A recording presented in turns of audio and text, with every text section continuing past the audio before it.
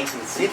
Now we do watercolour paintings because it's easy to do painting from home. I just have a watercolour set, and that's pretty much all you're going to need to do watercolours from home. You just need a little brush, so it's pretty simple. With watercolours, we just do it on paper. I just use a paper book. I just pull a leaf out of that, and then get our paper. Just need a cup of water, and I just tape the paper on, so just need a little bit of tape. And then for a paint and sip, we've got our bottle of wine and glass. So first of all, what I'll do just to get started is I'll tape my paper to the board, so we're ready to paint. So I just use a little bit of tape.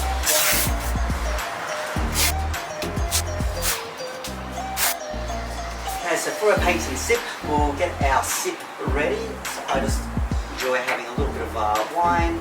It's always fun opening these bottles as well.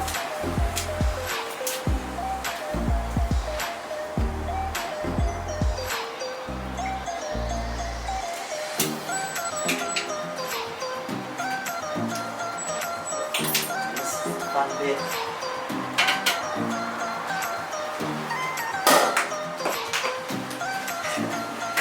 And voila.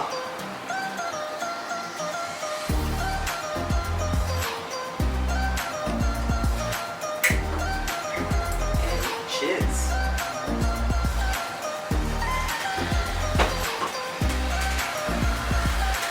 The painting we're going to be doing today for our paint and sip is the, I used to call it Stradbroke Island, but this is our beach scene. Very popular painting of the beach. So we're going to do that one today. Now for the horizon, to get a nice straight horizon in, I actually do use a little bit of tape. Just tape that horizon to get a nice straight horizon.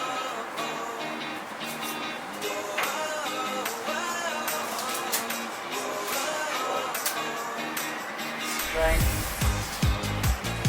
Okay, so for the, we're going to start off with the sky. We're going to start off with the pink, work our way up to the orange. So for the pink, we need a little bit of red and white.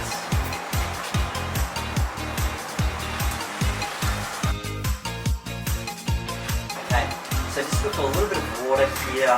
We'll mix that in with some white. You don't need a lot of red to make pink. And then we'll start with the horizon line. We're just going to paint this pink across the top of the tape. So we've got a nice flat straight line for our horizon, and we're just going to paint in a fairly thick solid pink, and then we'll use water just to stretch that pink up. And we want to stretch that pink up pretty much as far as we can, so I do use a lot of water just to stretch it all the way up into the sky. So that's why I just use a solid pink at the bottom, and then just using that water. Now, the next colour we're going to use is some white. So we're going to mix in some white here and just start blending that in with the pink. And we're just going to blend that pink up into like pretty much white of the sky. So just use a fair bit of water in there as well, but that white just helps give it that nice pale colour, bringing it up into a fairly clear colour. So the next colour we're going to be working on is the orange up the top. So we'll need some yellow for this to mix up the orange. So it's mainly yellow with a little bit of red. So we don't need a lot of red. Just mix in a little bit of red there, and that'll go to a fairly vibrant orange straight up. So we just need a bit where we're going to put in a fairly solid straight colour up the top, just in the orange, using fairly solid colour, and we'll use the water again to blend it back down. Now the orange, when you do put the water in, it does go fairly transparent, but don't worry about that. We're just going to stretch it down and put the white in, and the white will turn it to a bit more of a gold colour anyway. So just use some water, stretch down as much as you can, using some water there through that orange. And once we've done that, then we will be using some white in there. It'll make a bit more of a gold colour, as always. looks quite sensational when it turns to quite a nice gold colour with the orange there. So just using as much water as you can just to stretch it down. The paper will go a little bit wobbly. Don't worry about that, that always happens with watercolours and it does flatten out after. So I'm just using white here just to stretch that yellow out.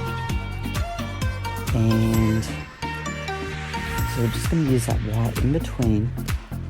And basically we want the apricot to blend into that yellow.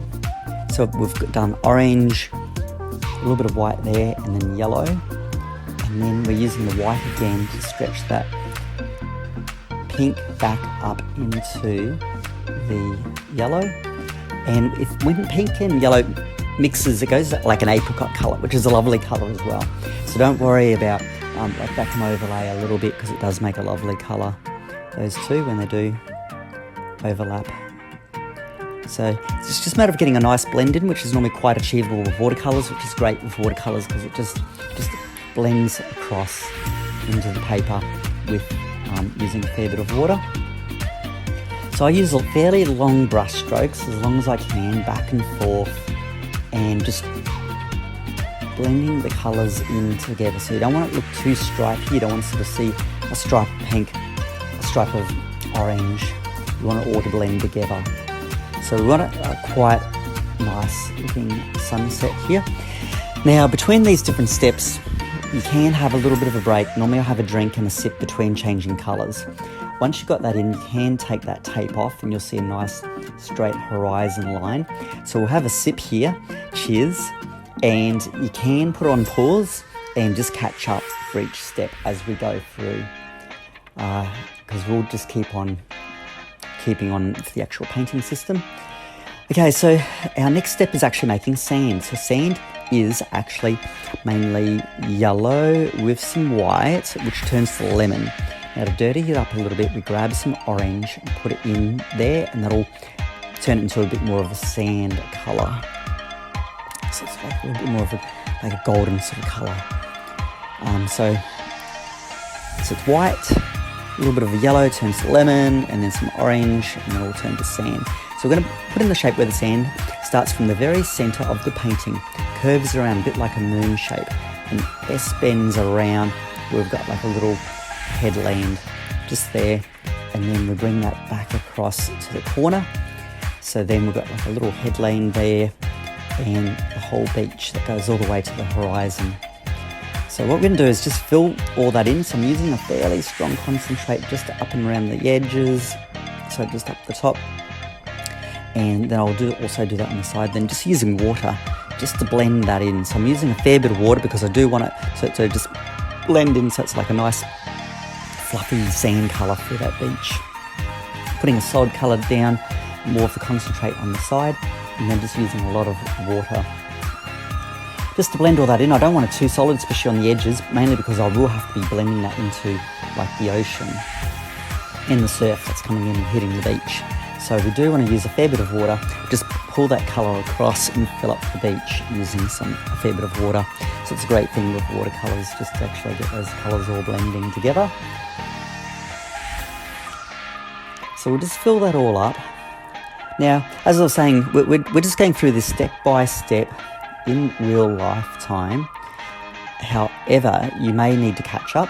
So with that, you can just put it in pause between the sessions, and you can tell when I normally do those sips, I'll have a sip between each colour, and then it gives you a chance to just stop it there, have a sip yourself, catch up, and then keep going. So yeah, it's normally a great process. So what we're going to do is we're going to now actually mosey on to fill it in our ocean. So we'll need some blue for that, and we'll just pour out some blue and some more white. So we'll need some white for the surf colour, so it's not too dark. So we want a fair bit of white there as well. And we'll mix up some water. So we'll have a sip, change the colour. Cheers.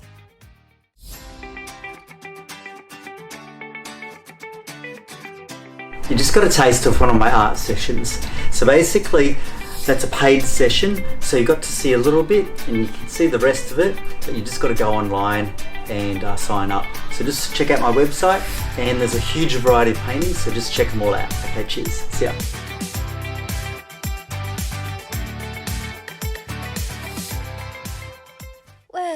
Wesley Taylor Art Studio.